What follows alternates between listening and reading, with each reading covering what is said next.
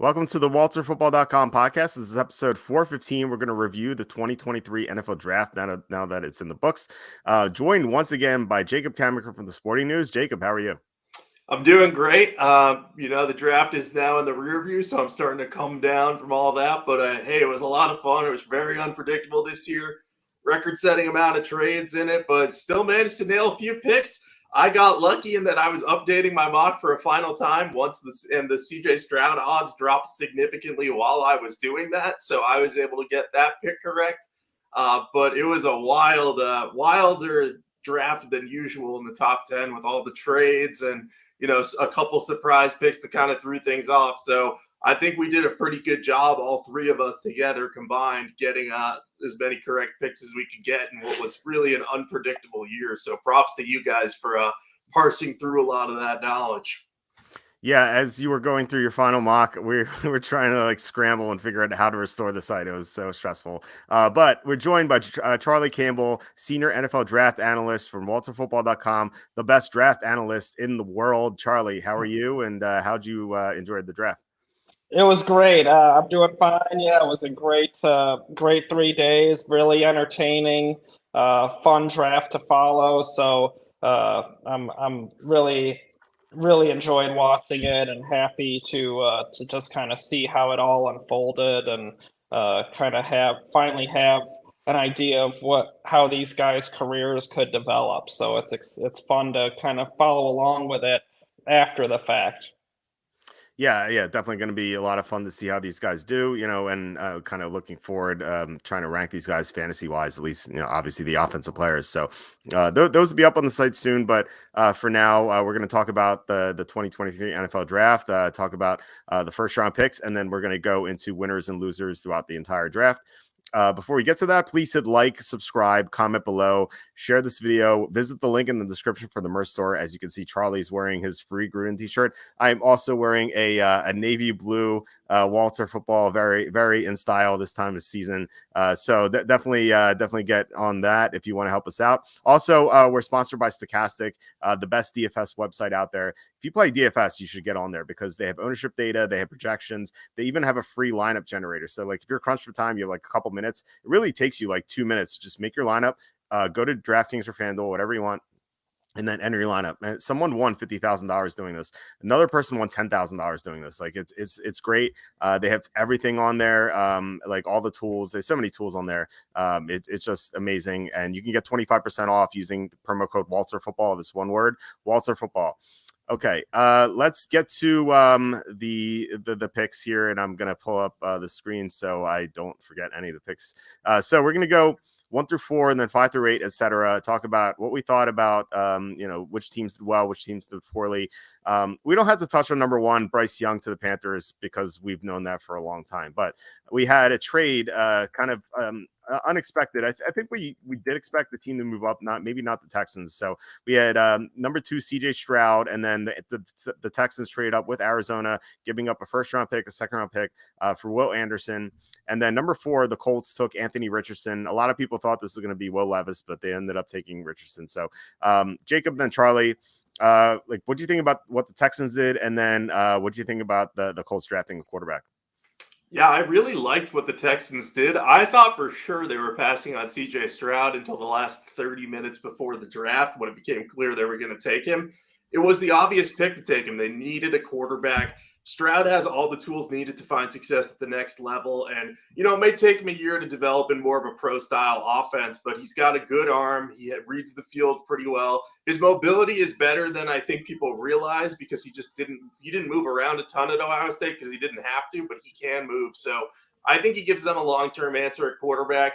Will Anderson was the safest defensive player in this year's draft. Gives them a blue-chip edge rusher for DeMeco Ryans' defense, where that's such an important thing to have. So I really did not mind them trading up. They've acquired so much draft capital from the Deshaun Watson trade that they were able to cash it in. So I like that move as well. And the Colts going Richardson over Levis.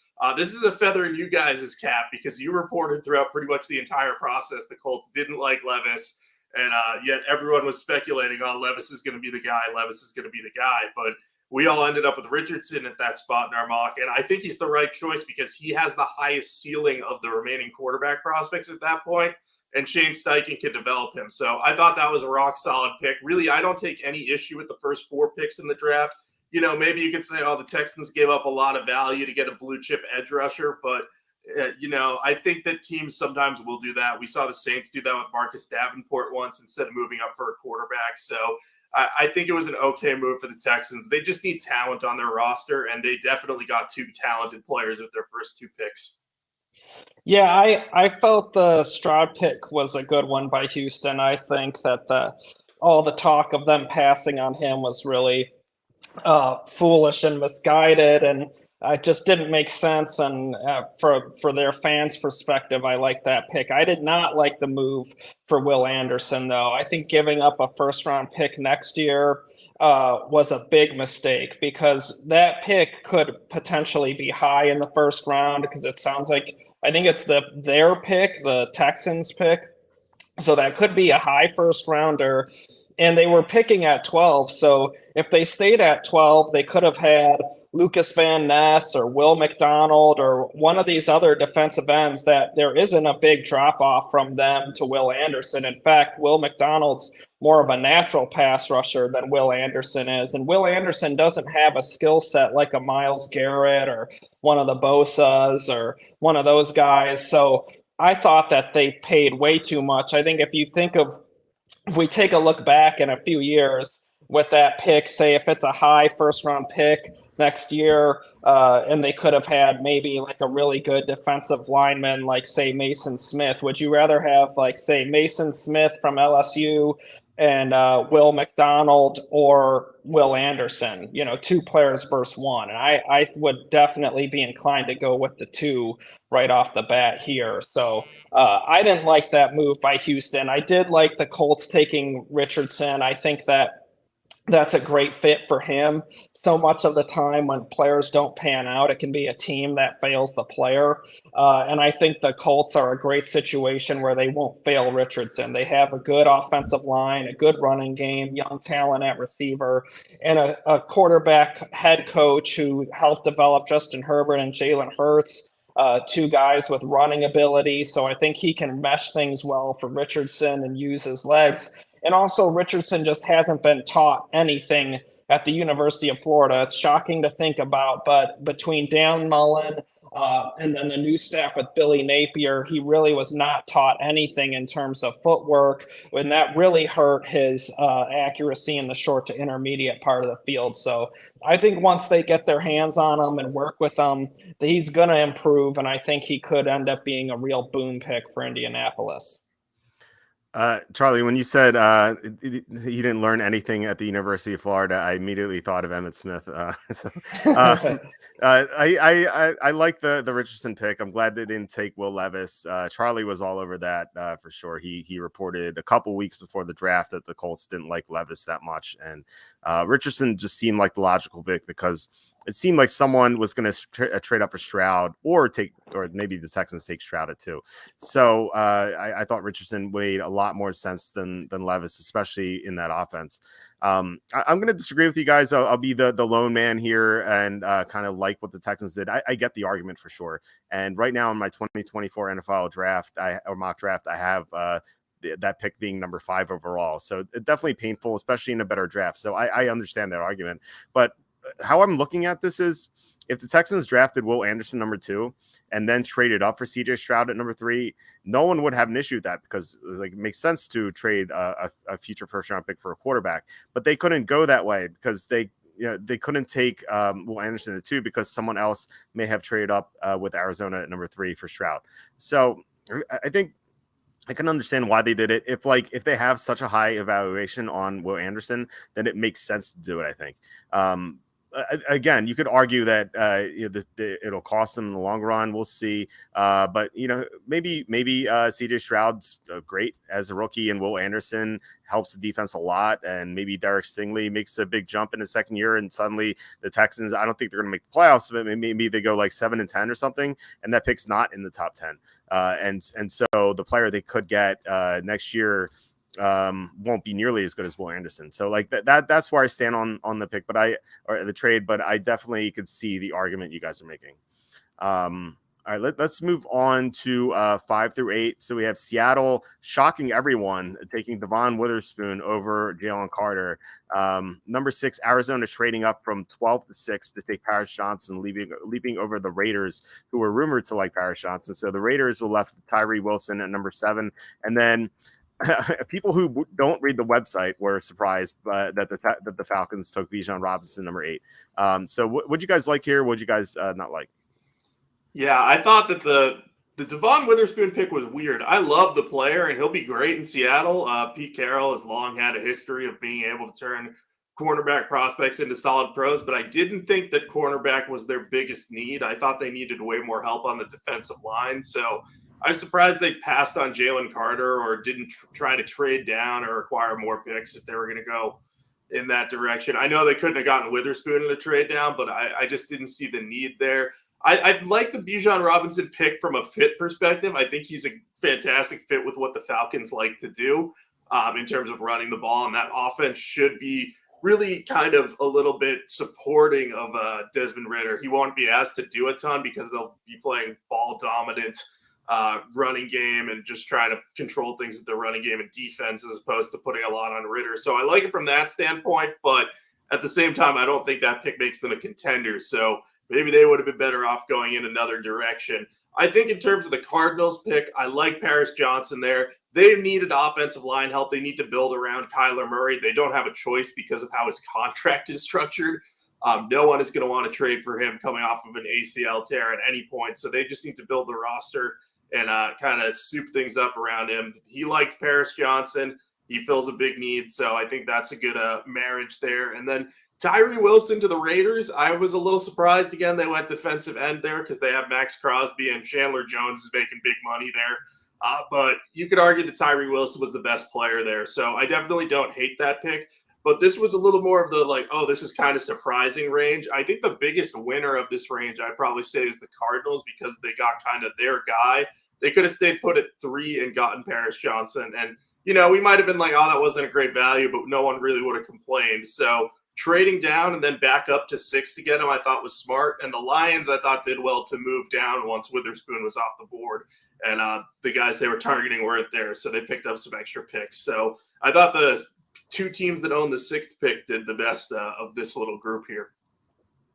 Yeah, I agree with you. I felt the Witherspoon pick was an odd fit for Seattle, just given the needs along the defensive line and the depth at cornerback. I think if you think of the draft as a whole, they could have come away with, you know, a solid corner to pair with Tariq Woolen. And with Tariq Woolen, you kind of have your future number 1 already in house. So you didn't have to use a top 5 pick on a cornerback, especially one that's, you know, 5'11", 185.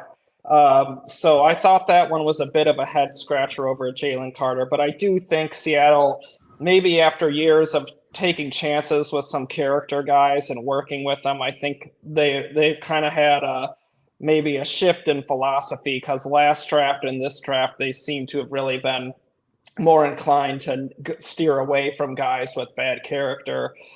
Maybe Russell Wilson burned them out. And then, you know, I think with Arizona, Paris Johnson pick makes a lot of sense. I don't see any problem with that one. I think long-term plays a premium position, has big upside, so that could be a nice payoff for Arizona.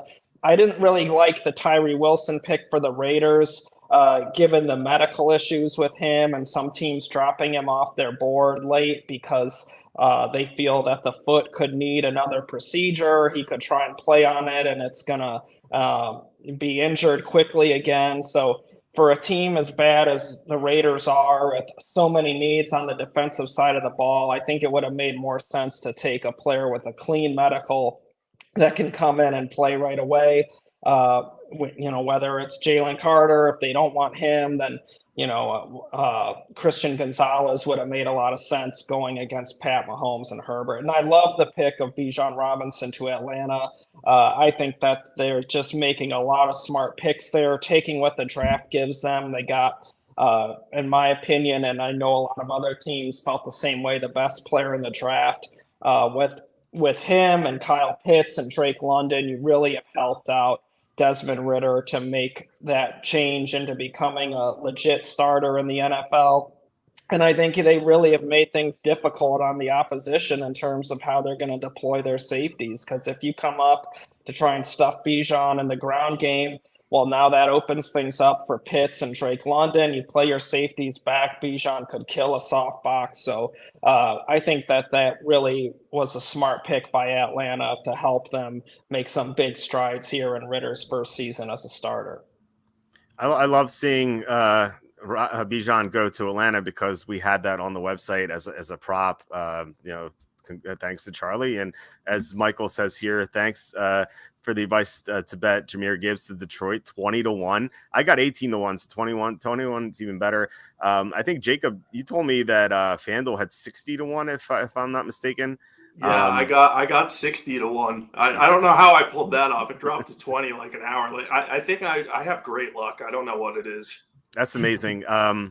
I never hated Pennsylvania more because they don't offer draft props on FanDuel or DraftKings for some reason. Not sure why. But as for these picks, though, I'm not as high on Bijan Robinson going to Atlanta. I love Bijan Robinson as a prospect. I'd probably have him number one in this class. And I think, as Charlie reported, a lot of teams had him as the top prospect. So I think he would have made a lot more sense to the Eagles or the Lions because I think they're ready to make a Super Bowl run, whereas Atlanta is not ready. I think they're a couple years away, unless Desmond Ridder makes a huge jump this year. And I think that's certainly possible. But I don't think they're, especially with their bad pass rush, I just don't think they're going to be there yet. And I wonder if, by the time they're ready to make a Super Bowl run, if Bijan Robinson is going to be a little worn down. And running backs can go so quickly. Remember Ezekiel Elliott? It wasn't that long ago that he was a dominant back, and now he's not even signed. Todd Gurley was an MVP candidate.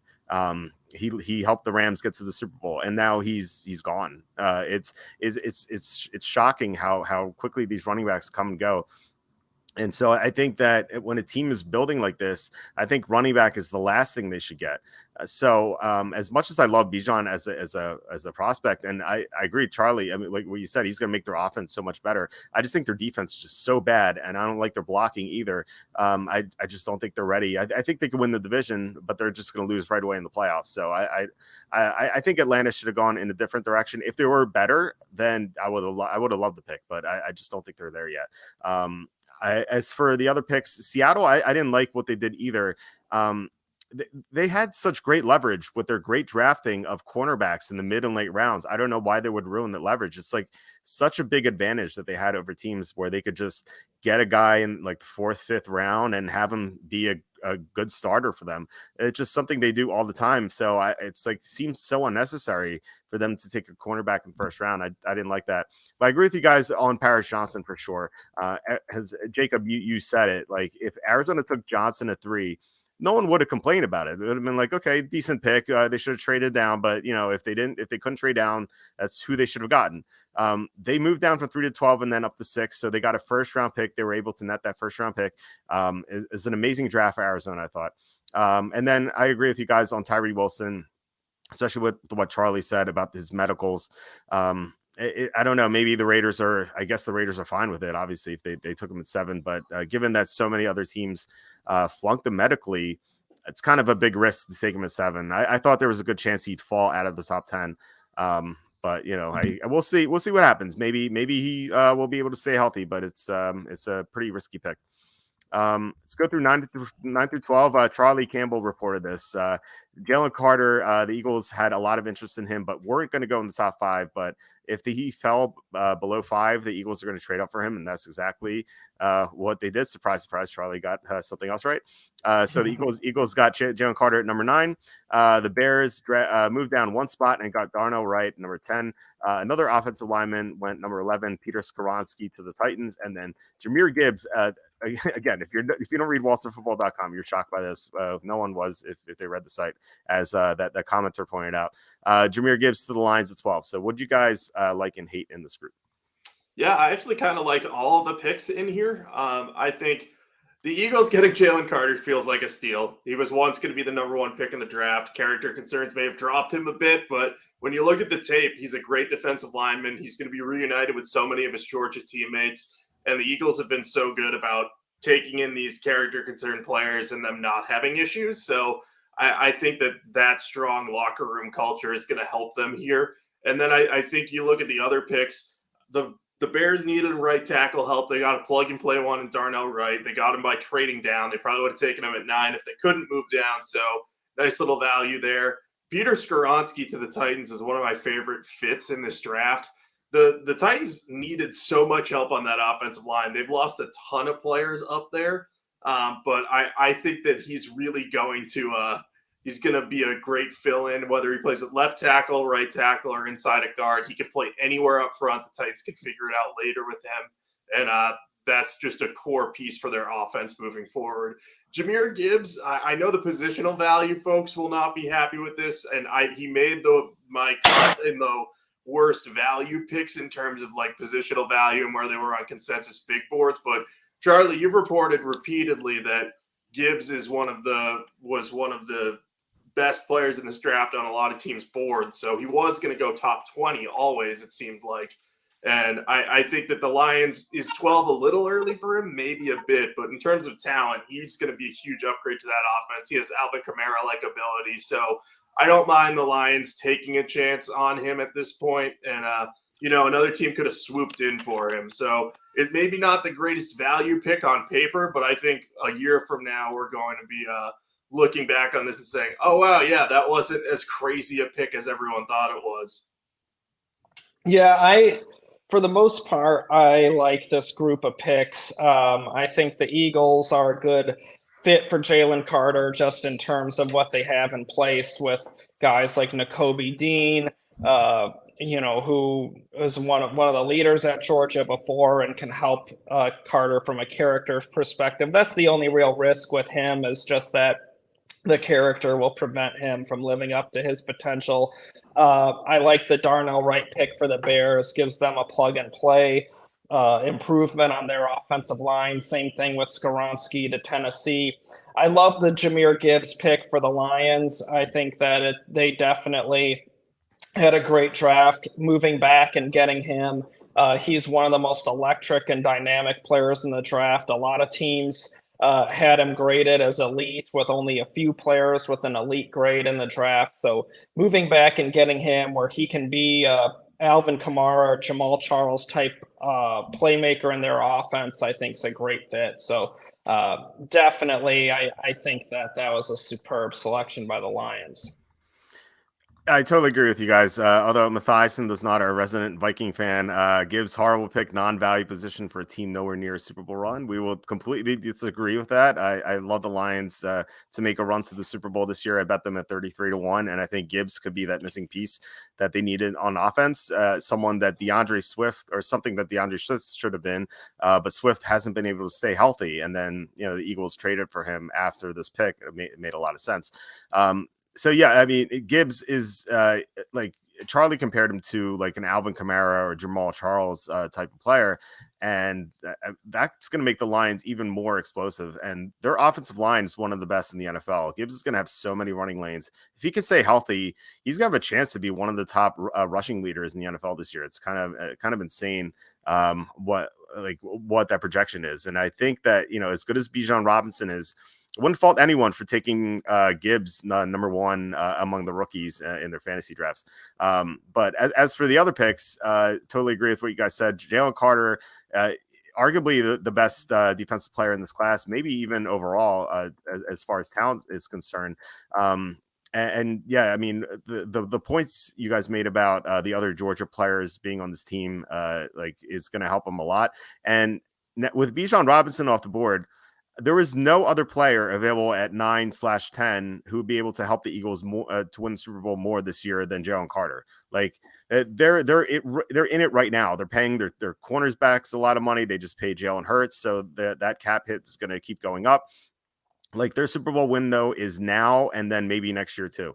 So they have to take players. They had to take players who would help them win now. And Jalen Carter, like I said, except for Bijan Robinson, realistically in the spot, he would have helped them the most. So I love the pick the Eagles made, and then I love the two offensive line picks. The Chicago and Tennessee had two of the weaker offensive lines in the NFL. The Bears had a huge hole at left tackle.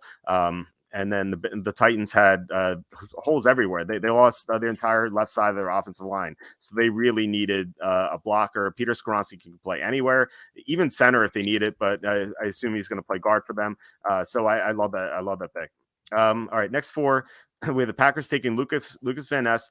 Steelers trading over the Jets to take Broderick Jones, the last of the 4 offensive linemen. The Jets took Will McDonald, kind of a surprise pick, and then the Redskins drafted Emmanuel Forbes. So what do you guys think about the 13 to 16 range? Yeah, the one that stands out to me here is Will McDonald in the top 15. I know the teams really liked his natural pass rush ability. He has like insane bend off the edge. So that was going to make him a first-round prospect in all likelihood, but I didn't see him making it into the top 15 because he's a bit undersized. I think the Jets will try to figure out a way to scheme him in there and make life easier on him. And I think they had a smaller passer. If I remember correctly, Will McDonald is about the same size as Carl Lawson. And that's not to say that either is like terribly undersized. They're just a bit smaller than the average edge rusher. So I think that they could find success for him, but I just didn't think they needed to spend a top 15 pick on him. I think they kind of got caught with their pants down with the offensive tackles all off the board at that point. And it just goes to show you how much that move down from 13 to 15 kind of hurt them more than people expected in the Aaron Rodgers trade. Because if they stayed at 13, they would have had a shot at Broderick Jones. So we'll see what ends up happening with Will McDonald, but I didn't love the value there. Van Ness, I thought was a good pick for the Packers. Was a little surprised they didn't go offense. I know defense is their MO early, but still, I thought this was going to be the year they build around Jordan Love early. Steelers, Broderick Jones, they need left tackle help. I know they were looking at secondary players as well, but I think getting someone to compete with Dan Ward Jr., who hasn't panned out as a 4th-round left tackle, is a good move. Jones has super high ceiling, so moving up ahead of the Jets to get him is fine, and he could pan out. He's a little raw, but we'll see. And then at 16, I was surprised Emmanuel Forbes went over Christian Gonzalez a little bit, but Forbes has elite ball skills. His one concern is that he's only 166 pounds. Ron Rivera tends to have an eye for talent in the secondary. The staff in Washington is very good at evaluating those guys, and they've turned guys like Cameron Curl and Benjamin St-Juste into solid players in the mid-round. So if they like Forbes enough to take him at 16, there's reason to be excited about it. So the only pick I didn't really like in here is McDonald. And I don't hate it. I just think it was a bit early for him to come off the board.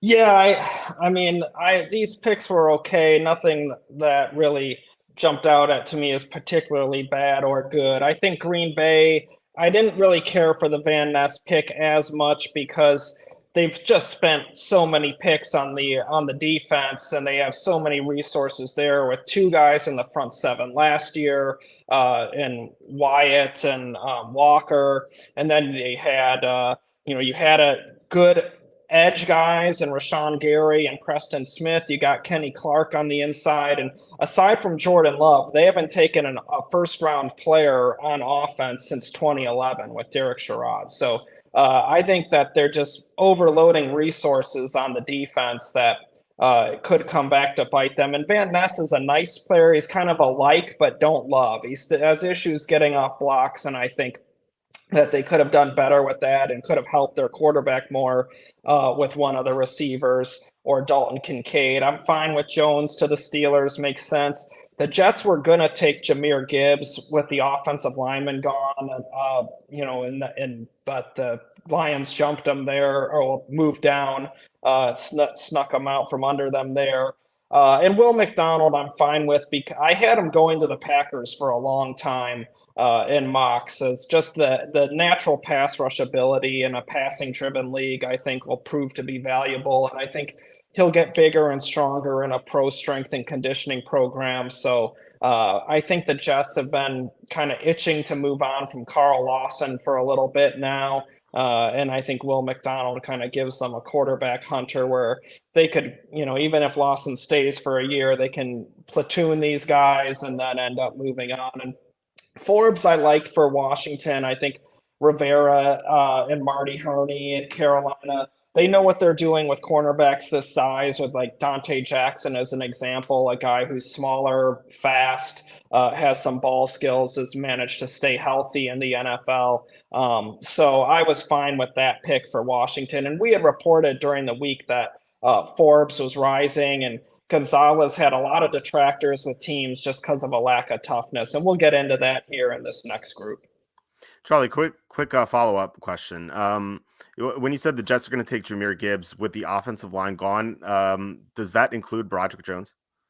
Yeah, I think so. I think that if Jones had been there and Gibbs were there, they may have still gone with Gibbs because a lot of teams felt Jones was raw, needed development, and a lot of teams didn't have a first-round grade on him, but Gibbs did. So I think they would have taken Gibbs over Jones. But I mean, I could be wrong on that, but I do think that that was the inclination based on what I heard. Okay, yeah, that made sense because when the Jets were on the clock, they almost went down to zero. They took almost the entire 10 minutes, and it seemed like with all four options gone for them at 15, like they were just panicking and like trying to maybe panicking is the wrong word, but they were trying desperately to call out and try to move down. And it seemed like they just didn't get any good deals, or no one had any interest in moving up. So they had to settle Will McDonald. I think I was kind of disappointed that they didn't go after Jackson Smith and Jigba. And I say this as someone who bet the Jets at 30-1 to win the Super Bowl. I don't know how much Will McDonald is going to help them over Smith and Jigba. Like, I think Smith and Jigba with Aaron Rodgers, like pairing him with Garrett Wilson, I think would have been insane for that offense. And it's not like their defense didn't need help. Like, their defense was great last year. They have a couple holes like linebacker, safety, but they didn't need an edge rush. This Will McDonald picks I feel like is almost like a luxury for them, even though it felt like a little too early for him, given how undersized he is. He's a super talented player, so like he could contribute for them even this year. But I wish they would have gone after a receiver. And I could say the same thing about the Packers.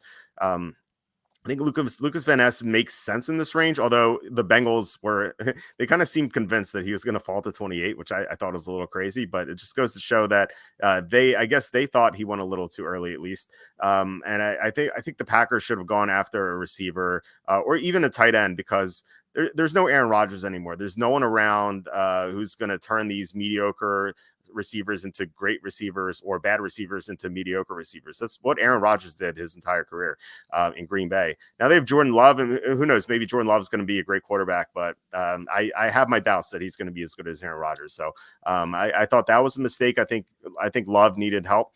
Broderick Jones, I'm okay on this pick. It makes sense that the Steelers would want a left tackle. The huge upside, as you guys said, just an enormous upside. And if Broderick Jones pans out, he's going to be instrumental in Kenny Pickett's development. And so that's super important.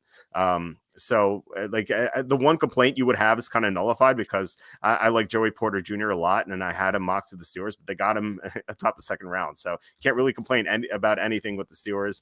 And then the Redskins pick I thought was solid. I would have taken Forbes over Christian Gonzalez just because of the toughness factor. Plus, he fits so well into what Ron Rivera likes to do with the ball hawking facet of his game.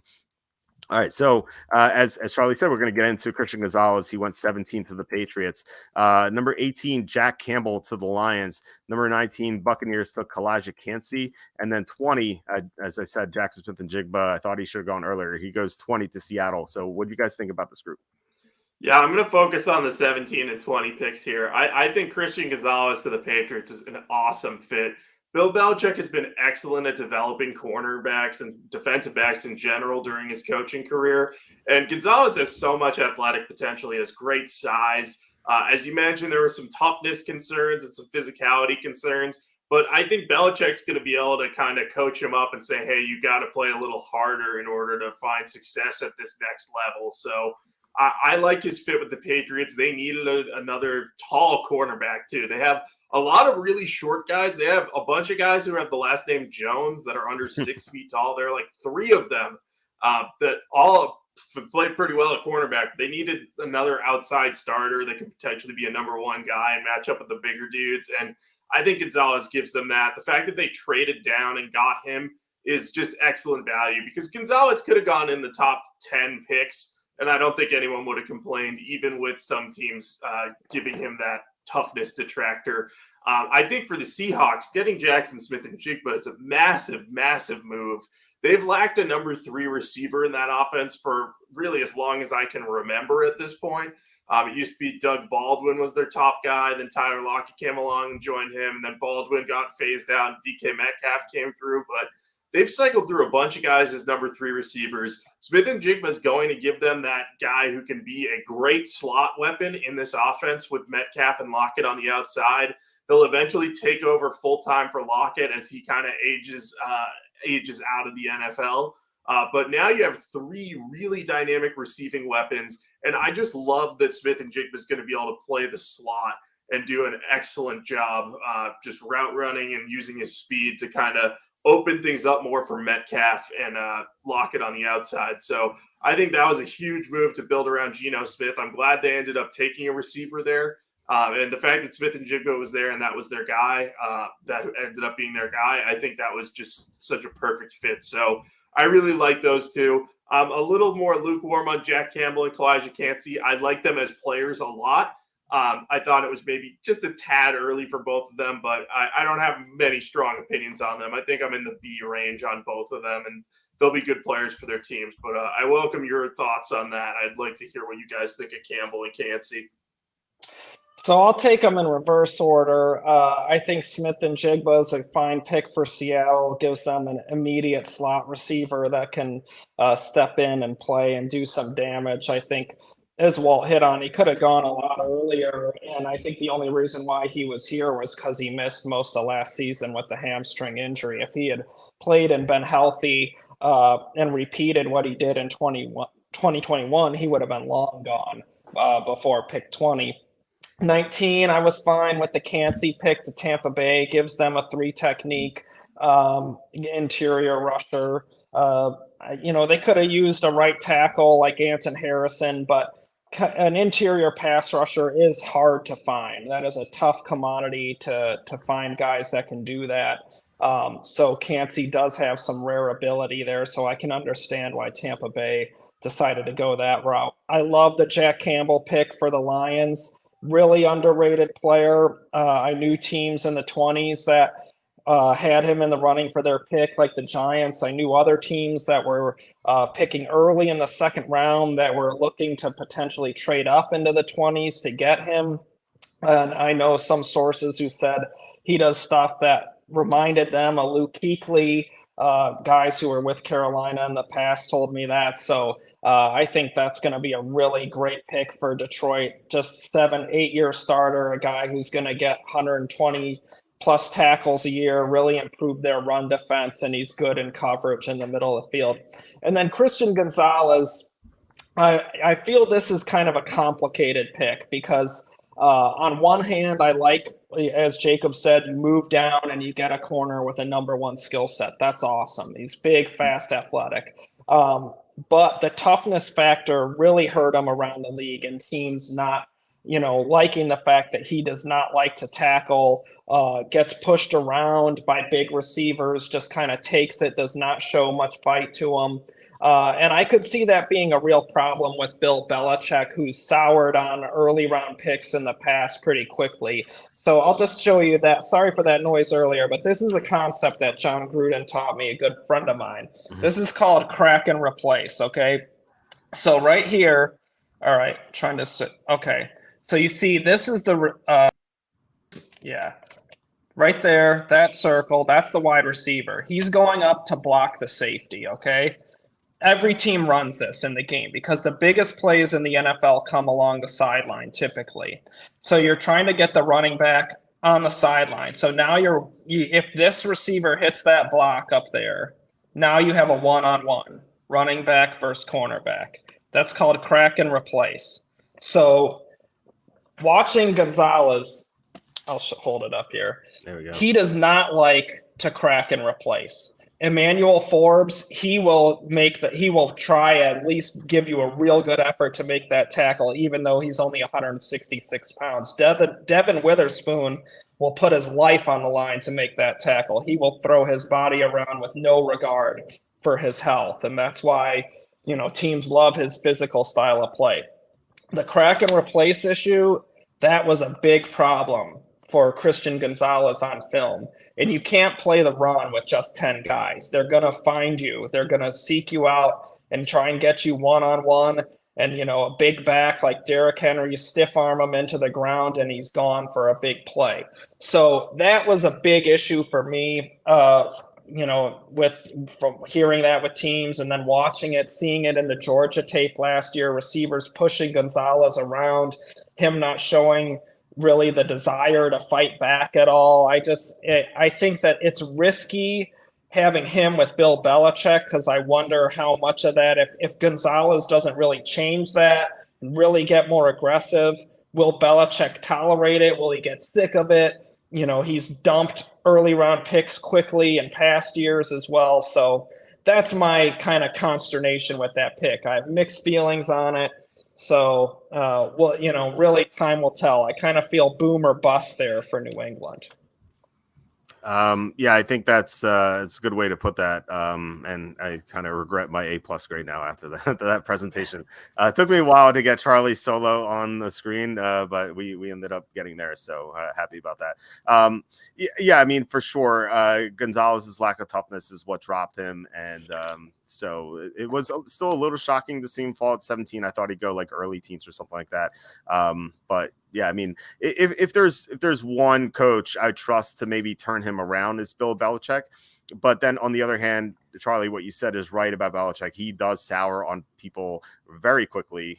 Not just first round picks. Remember, Jonas Gray ran for like 250 yards that one day, and then he overslept, and then we never saw him ever again. That's something like Bill Belichick tends to do. Who knows? Like maybe he does sour on Christian Gonzalez, but the upside is totally there. So I could definitely understand why the Patriots made the pick. But there is definite downside to this. So it's a great point for sure.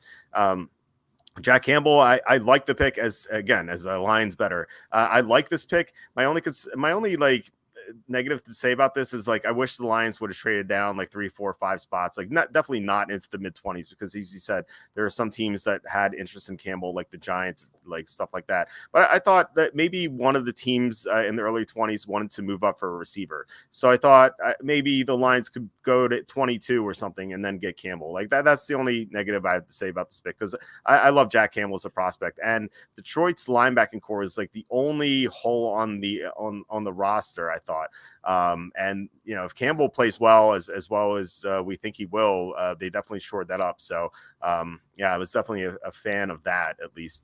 Kalachi can't say I thought a little too early. He didn't have the production of Aaron Donald. They have a lot of the same measurables, but he had like 11 fewer sacks than Donald did in his final year at Pitt. Like it's like around that number. So definitely not the same sort of prospect as Aaron Donald, but the upside's certainly there for sure. And then, I love the Jackson Smith and Jigba pick. Like he could have gone 12, 13, 14.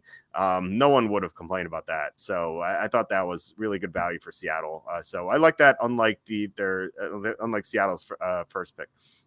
All right. 21 to 24, we have 3 receivers. We have Quentin Johnson going to the Chargers, Zay Flowers going to the Ravens, Jordan Addison going to the Vikings, and the Giants moved up 1 spot for Deonte Banks. So what do you guys think about this for? Yeah, so I think my least favorite pick of the bunch is probably going to be Quentin Johnston. I don't get taking – I know that he has probably the highest ceiling of the 3 receiver prospects that are on the board for the Chargers, but I just think that he's real boomer bust pick. He doesn't have great hands, and he's not a great route runner. And if you look back over the last decade, I think 7 Big 12 receivers have been taken in the first round. And of them, I'm pretty sure only CeeDee Lamb has been like a true success. And then the second best is Hollywood Brown. And then you get the Corey Colemans and Josh Doxsons of the world, where you're like, Corey Coleman looks great in the USFL right now, but that's not the NFL, obviously. So, I'm a little concerned about how he's going to fit there. I do like that the Chargers will be able to develop him a bit. He'll be kind of their 4th receiver this year, so I can appreciate that. I like the Zay Flowers and Jordan Addison picks much better. I think Zay Flowers is an excellent fit with the Ravens.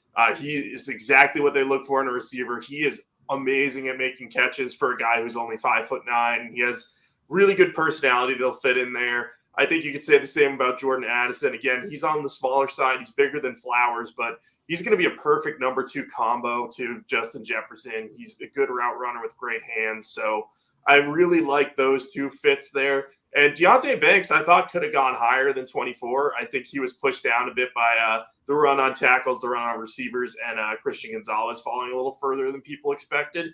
So I think that the Giants did well to get him where they did.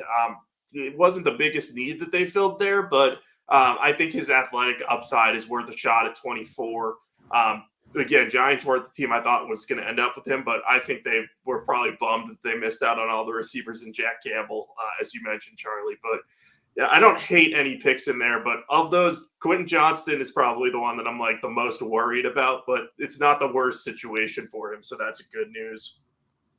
Yeah, I felt Quentin Johnston. I agree with you, Jake. That's a great landing spot for him because he can learn from Keenan Allen and Mike Williams and not be pressured to be potential number 1 right away. He's also going to see a lot of single coverage with those guys there. So I think when he does come on the field, that's going to be a nice way for him to develop and start producing when he does get his opportunities and can work with the jugs machine to improve his hands. And I think that'll happen with NFL coaching. I was cool with the Zay Flowers pick to Baltimore. I think that makes sense. Give Lamar Jackson a long-term receiver. Zay Flowers, great character, great route runner, good hands. I think that's a good fit. I did not like the Vikings taking Jordan Addison. I thought that was a mistake for Minnesota. Their defense stinks, and they had a lot of really good options available, whether you want a corner like Deonte Banks or Joey Porter Jr. They could have used defensive line help with Mazi Smith, or an end with Miles Murphy or Brise or Nolan Smith. There was just a bunch of defensive linemen that just went after this pick. And I think they could have come away with a similar receiver in the second round if they wanted. The thing with, while I like Jordan Addison, the tape, I don't like the fit as much. He is under 6 foot, very light, and 40 times just around 4'5". So skill set perspective, there's some concerns for the NFL. But I just think Minnesota could have helped themselves a lot more with potentially one of the worst defenses in the NFL and gotten a plug and play upgrade there. 24th, I thought that Banks was okay for the Giants. I know they really wanted Addison. They really wanted Jack Campbell. So missing out on those 2, was disappointing for them. But Banks, I think, is a nice consolation because he does have big upside to be a really good starting corner in the NFL. Yeah, it's funny that the Vikings got payback from the Giants because the Giants knocked them out of the playoffs, and the Vikings stole the receiver that the Giants wanted. So a little revenge there. Kind of like that a lot.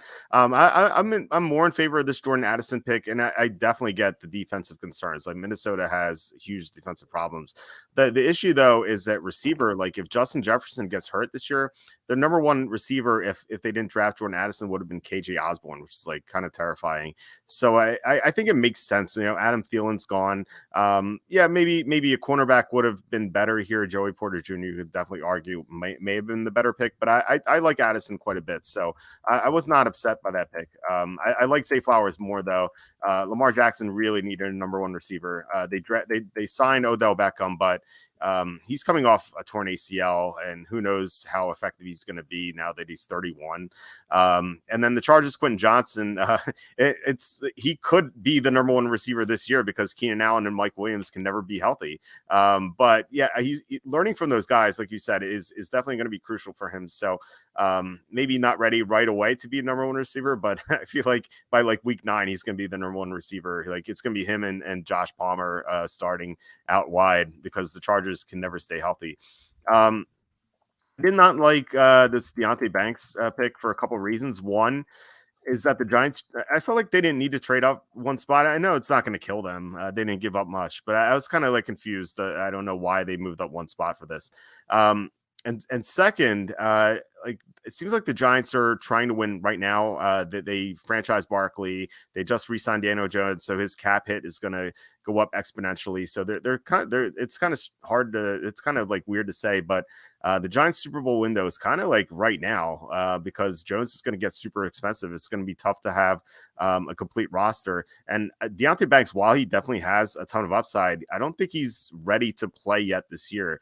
It seems like the Giants really wanted one of those receivers or Jack Campbell, and like the Jets, the Giants kind of got caught with their pants out, which is kind of like made it so strange that they traded up for Deontay Banks. I didn't really get that. I if they wanted a cornerback, I think I would have preferred Joey Porter Jr., but I just don't like this fit. Like I feel like Banks should have been going to a team that's like doesn't have its Super Bowl window open yet, like maybe in a couple years. I think that would have made more sense. Let's get to the next four. We have, I'm sure no one wants analysis on Dalton Kincaid going to the Bills from the chat. Number 26, Mozzie Smith, defensive tackle to Dallas. And the Jaguars drafted Anton Harrison, tackle. And then the Bengals, they drafted Myles Murphy. So what do you guys think about this? And I was kidding about Dalton Kincaid. Yeah, no, I like the Kincaid pick for the Bills. I know it's kind of a little unconventional. They already had a good tight end with DK initials in Dawson Knox, but they're going to be adding Dalton Kincaid, who's a really big receiving threat and will help them in the red zone. So I think you're going to see more 2 tight end sets. I think that might open things up a bit more in the running game for them too. I know Kincaid's not like a block first guy necessarily. The more attracting thing about him is his receiving ability, but I like the Bills landing him. I think he's going to be a solid player. Would they have preferred to get someone else maybe, or would I have preferred they get someone else? Yeah, maybe, but I think Kincaid's a fine choice. Did not like Mozzie Smith to the Cowboys much. I know they needed help on the defensive line and run stuffer there, but I think Smith, he has the athletic ability needed to be a good pass rusher, but he had only half a sack in college and never really consistently generated pressure. So taking him in the first round is a big risk to me, because if he becomes an elite run stuffer, he's going to be a good player at the NFL level. But if he never develops as a pass rusher, you're going to have to take him off the field in obvious passing situations, and that's not something you want to do with a first round pick. So there's a lot of risk to that for me. So that was one of my least favorite picks in the first round. I like the Jaguars getting an offensive tackle because they lost Juwan Taylor, and it sounds like Cam Robinson is going to be suspended to the start of the year. So they needed some help there. Anton Harrison was a guy they could have taken at 24. They traded down twice and picked up assets. So I will never complain about that. And I like the Bengals landing Myles Murphy. Murphy was kind of a guy who never really took that leap forward at Clemson when he was looking for, he came into the college football as a really high-end recruit with elite physical talent, but he never had that real breakout year. He improved his sack total each year and got some good pressure, but the potential and production never quite matched. But I think with Lou Anarumo still in Cincinnati, I think that he's going to be able to get the most out of Myles Murphy. So the fact that Murphy could have maybe been a top 20 pick and they got him at 28, it seems like a solid value for me. So I like that pick probably above all else here. So I see the Bengals continuing to bolster their roster. But yeah, that's my favorite pick here. And Mozzie Smith's definitely among my least favorite first-round picks. Yeah, I felt similar as far as Kincaid. I thought that, there are some, I can understand some of the mixed feelings of it, but I had them taking Osiris Torrance, and they still ended up getting him in the second round. So, in that regard, I think it ended up working out pretty well for the Bills, and it allows them to do double tight end more. It opens things up to run more play action as well. So, I didn't hate it. I didn't love it, but I think it was okay. I agree with Jacob. I did not like the Mozzie Smith pick at all. I think the Cowboys could have gotten a run-stuffing nose tackle on day 2. There were plenty of them. And they could have gotten a plug-and-play upgrade at tight end with Michael Mayer. I know they took Schoonmaker in the second round, but I think Mayer's a much better prospect. So between him and Sam Laporta, who's also a much better prospect, I think Dallas made a mistake there. I would have flipped it and done the tight end first and then gone with a D tackle on day 2. Because just like Jacob said, Mozzie Smith is a not a fit in the sub package, and teams play sub 70% or more. Sometimes they play the entire game in sub. So he's just not going to give you an interior rush that's really going to help, with getting after the quarterback. So I did not like that pick at all for Dallas. I think Anton Harrison was fine for Jacksonville. I know they wanted Deontay Banks, and he's off the board, and they definitely needed tackle help with the Cam Robinson suspension and Walker Little being just okay and losing Jawan Taylor. So it made sense in the short term, and I think in the long term as well. Cincinnati with Miles Murphy, I kind of had mixed feelings on this one. I think this is one that I'd like to know more from inside the building as to what their true thoughts are on Sam Hubbard and Trey Hendrickson. If maybe they're thinking, okay, we're going to have those two guys, or one of them is going to be gone in 2024 or 2025. So they take Miles Murphy to develop him, rotate him for in the short term, and then you end up having your replacement ready to go. So if that's the case, I don't have as big a problem with it. But if they do plan on holding on to those two guys, then I think having a third rusher doesn't provide as much value as, say, if they would have taken a player like Sam Laporta, who could have been a plug-and-play upgrade at tight end for them. 29, Brise, kind of like Derek Stingley. You're taking him based off the freshman year tape because the last 2 years has not been impressive, and you've had injuries. So I can see where the Saints didn't necessarily like all these options. I know they really liked Miles Murphy, and he went one pick ahead of him. That really happened so much in the 20s this year with Banks and the Jags and Addison and the Giants. It's just hilarious how these guys got snatched away from the teams that wanted them. But the Saints lost a lot of interior linemen in free agency, so I can see where Brise could come in and start for them pretty quickly. You just have to improve his conditioning and develop him, and perhaps they got a nice value there at 29. All right, so we go back to Dalton Kincaid. For me, I really like this pick a lot because the Bills had problems in the red zone last year, just severe issues scoring. Like Josh Allen for a stretch was turning the ball over a lot. So Kincaid's going to help them from that regard. They wanted a number 2 receiver, but all the receivers were off the board in the first round. So the next best option is Kincaid, who's going to be able to play in the slot. I love this pick. I think it's going to take the Bills offense to another level. And, I think they wanted to go offensive line, but I think I guess they were shocked that Kincaid dropped to them. I had Kincaid 13 in my mock. So I thought this is a huge steal. I'm with you guys on Dallas with Mozzie Smith. So when I saw Smith, I saw like the pick and I saw Smith. I'm like, oh wow, Dallas got Nolan Smith. That's gonna make their pass rush so great. I love this pick. Like actually, I started typing up the grade, and then I saw Mozzie Smith. I'm like, what are they doing here? They allowed Nolan Smith to drop to the Eagles. That's a huge loss for them.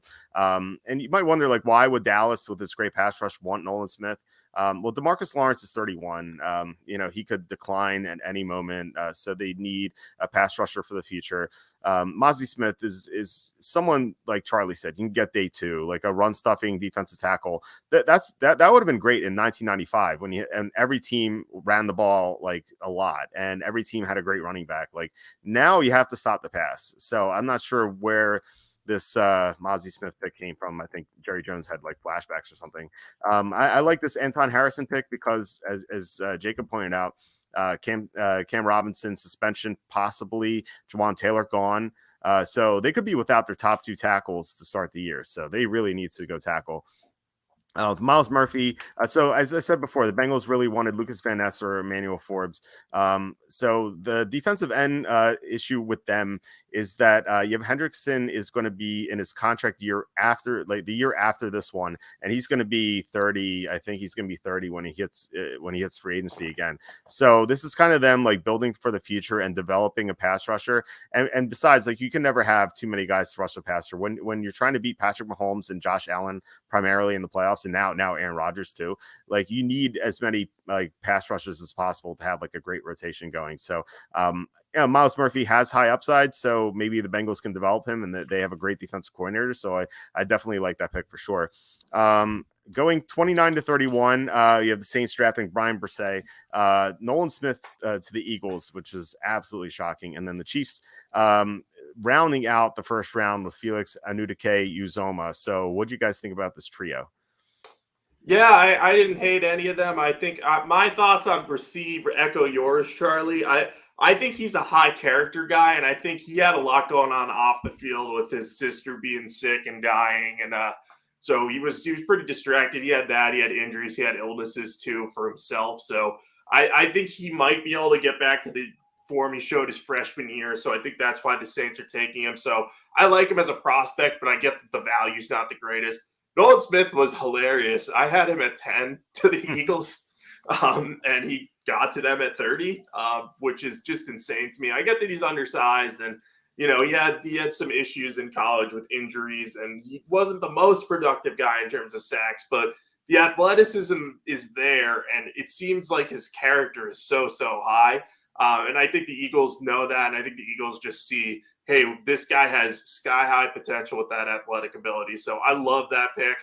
There's really no risk in it for them. If he ends up being too small to produce, they already have getting Jalen Carter, who, if he stays on the straight and narrow, is going to be a great pro. So 2 swings for the fences for them, and 2 that I think they'll have a good chance to convert on.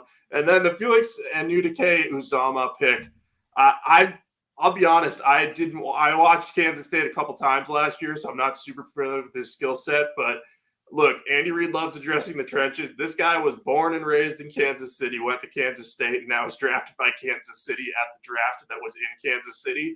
So I'm for that pick for the story alone. I don't care how it turns out. So I'll give them credit for that. But yeah, Nolan Smith's my favorite of this little chunk. But that last one was a feel-good way to end round 1, so I appreciate what the Chiefs did there either way. Yeah, I jumped the gun with Bresee, so you guys heard what I felt about that one. Nolan Smith, I also had him mocked to the Eagles at 10 and heard that they had loved him, but me personally, I was not a big Nolan Smith fan, and I knew a lot of teams that had him graded on day 2, just because he really does not have a position in base defense at 6'2", 230 something. He's really going to be forced into playing like a Sam linebacker, which really isn't what he played at Georgia. It's not a good value position to draft in the first round. But then, of course, in the sub, you're going to have him rush off the edge, and you're in sub a lot anyway. So I can see where they felt like this gives them 2 speed rushers with him and Hassan Reddick, but it also leaves them really undersized. So with him and Reddick in third and manageable, it's going to be problematic. So I think that it's not as big a home run as some of the media has been jumping all over. And he was graded on the second day by a lot of teams for a reason, and that he's a tweener size, never lived up to the hype and potential as speed rusher in college. And the Georgia scheme is designed for the edge rushers and the blitzers to really rack up sacks. Whether you look at Nakobe Dean, Ojulari, Adam Anderson before his scandal, that was one of the things that they told teams about Travon Walker, that Travon Walker really did well within the scheme because he helped get Nakobe Dean sacks. He helped get other guys sacks with how they use their defensive line. So the fact that Nolan Smith only had like 6 sacks over the past few seasons, and his playing time was really low. He only played like 20-30% of the snaps. So there's some alarming things there, in my opinion. But, the Eagles have done well with developing their pass rushers for the most part. So perhaps he follows that trend. So, and then Kansas City, I liked that pick considering the options available. I think Anton Harrison would have made a lot of sense if he got there. Same with Will McDonald, but they definitely needed more pass rush after cutting Frank Clark, and they tried trading for Brian Burns last year. So I think this is going to help them in terms of closing out games, and they're playing from the lead a lot. So I thought that pick made sense for Kansas City.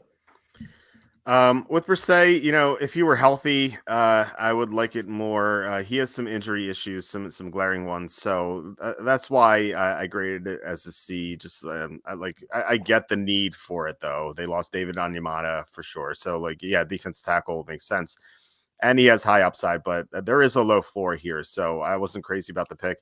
Nolan Smith, as I said before, if the Eagles took him at 10, no one would have batted an eye. And they got him at 30. Just I thought it was a huge steal. It's interesting that with what Charlie said that some teams had him in the second round. I guess teams have had him all over the place because I reached out to someone with the Cardinals, and so Paris Johnson was, like on Thursday morning, I talked to this guy and he said Paris Johnson was the target on the trade down. And then I asked, well, what if Paris Johnson's not there? And he's like, I think Nolan Smith. Like he would have been in consideration for Arizona at number 12. So it's interesting how like the Eagles love this guy, Arizona love this guy apparently, and then some teams pass on him. Some teams that needed a pass rusher pass on him. So I thought that was kind of interesting. But he definitely has high upside for sure. And he could be another Hassan Reddick. Like if Reddick goes down, he could just take a spot. So I really like the fit. And like Charlie said, the Eagles really developed their pass rushers well. And then Anuduke Uzama, so I would like this pick more, except they took a pass rusher in the first round last year, and I wonder if that's going to cause any headaches in a few years when they have to re-sign Karlaftis and then they have to re-sign Anuduke Uzama. That's the only issue here I have here, but otherwise, it makes sense. I mean, like I said before, if you're in the AFC and you have to face all these tough quarterbacks in the playoffs, you really need as many pass rushers as possible. All right, before we get to the winners and losers overall this draft, please hit like, subscribe, comment below, share this video, visit the link in the description for the merch store. All that would mean a lot to us. If you want to help support the website, definitely do one of those. That would be awesome. Also, we're sponsored by Stochastic. So like I said, if you play DFS, you definitely check them out. The link's in the description. All right, Jacob and then Charlie, like, who do you think overall, like winners, losers in this draft? It could be one team if you want, or more teams. So who do you think did the best and then the worst? Yeah, I'm going to give my winner to be the Eagles. I just think getting Jalen Carter and Nolan Smith, even despite the concerns you've outlined, Charlie, I think at least one of them is going to end up being a home run pick. And I think that they did really well the further you go down the board, too. Another Georgia defender, Keely Ringo. He got some first-round buzz. It was more of a day 2 prospect, but they got him at the beginning of day 3. And the fact that they got Tanner McKee in the 6th round as a developmental quarterback behind Jalen Hurts, Marcus Mariota, I was shocked. I thought McKee was going to be the 6th quarterback off the board for sure. But he went way later than expected. They got Tyler Steen, too, who is another versatile offensive lineman from Alabama. So I just think that the Eagles did a really good job of adding talent at all positions, really, that they drafted. And they got some good undrafted free agents, too. They got Eli Ricks, who was once considered a potential first-round pick in this draft way long ago. And then Joseph Ngata from Clemson. He's, I think, the bigger of the receivers from there. Yeah, he's 6'3". So getting those two as undrafted free agents could really bolster this class overall for them. So I like the Eagles. The Jets were probably the team I was most disappointed with, just in terms of, the Will McDonald pick could pay off, but I thought that they had bigger fish to fry there. They got Joe Tippmann, who I liked in the 2nd round, but I didn't really think they got a ton of great value elsewhere. Jared Bernard Converse, I know he's the guy you really like, Walt. So I think that's probably their best non-first round pick, or maybe non-first 2-round picks. But, they drafted a running back in the 5th round who I don't know if Israel Abanikanda is going to be the backup behind Breece Hall or if he's going to be further down that list. But I wanted them to get some more weapons for Aaron Rodgers, even just to improve their depth there, even though they already had some. But they didn't quite do that. So I was a little disappointed in that. So I'm going to call them my loser. But, it's always early. So we'll see if that changes in a year or two. Yeah, I mean, for me, the teams that I really liked in the draft were Detroit. I thought they had a phenomenal draft. Just came away with impact starters in the 1st round and the 2nd round. and even getting good depth guys in the mid rounds in day 3. I thought Atlanta and Indianapolis both had excellent drafts. They have strong scouting departments, and it's going to show up in the years to come here. So those 3 teams really stood out to me as being among the best. Among the worst, I agree that the Jets class was underwhelming, but the 2 that really stood out to me is that I really didn't like were the Raiders. Tyree Wilson, as we hit on with the foot injury and back injury and being a raw player that needs some development. I thought that was a risky pick at 7 for a team that really has a lot of needs and flaws on their roster. Michael Mayer in the 2nd round is a nice player, but that's actually a big downgrade from Darren Waller in terms of skill set at tight end. Darren Waller is a freak. And that's why Michael Mayer slid, was because teams just had concerns that he can't separate from NFL defensive backs. He's going to have to be a guy that's making contested catches all the time. And so that's why he slid in the draft. So I definitely can see where that could be problematic in terms of him living up to being the 35th overall pick in the draft. And then just the rest of the players they took in the mid rounds and late rounds, I think they got just backup quality players for the most part. Then also, I didn't really like what San Francisco did. I know they mortgaged the farm here for Trey Lance and Christian McCaffrey. So that will have how the things go with those 2 guys will say a lot about this draft class too. But taking Jake Moody in the 3rd round and Cameron Latu, a backup tight end, I just did not like those picks for San Francisco. They could have gotten Keely Ringo, help at corner. They could have got DeJuan Jones, Adi Abore from Northwestern. There was a lot of good players there, and I think they could have gotten a kicker later in the draft or off the street and ended up getting a better player that would help their roster. And then the other team I didn't like was the Vikings, as I hit on the Jordan Addison pick. Mekhi Blackman, very undersized cornerback, is going to have issues with size throughout his career.